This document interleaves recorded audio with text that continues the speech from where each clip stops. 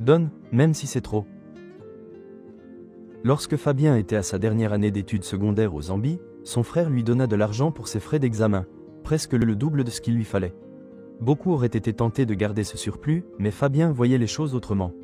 Il décida de consolider sa foi et sa confiance en Dieu en retournant la dîme et en remettant 20% de cette somme en offrande. Certains de ses camarades d'école se moquèrent et secouèrent la tête en le voyant calculer sa dîme, l'incitant à donner moins.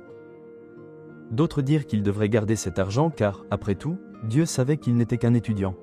Fabien expliqua que la proportion qu'il donnait à Dieu n'était rien à côté de ce que Dieu avait donné pour lui en Jésus. Il connaissait les paroles de Jésus, on demandera beaucoup à qui l'on a beaucoup donné, et l'on exigera davantage de celui à qui l'on a beaucoup confié. Luc 12h48. Le jour suivant, il apporta son offrande à l'église. Peu de temps après, il tomba malade et fut hospitalisé, ce qui rendit sa préparation aux examens difficile.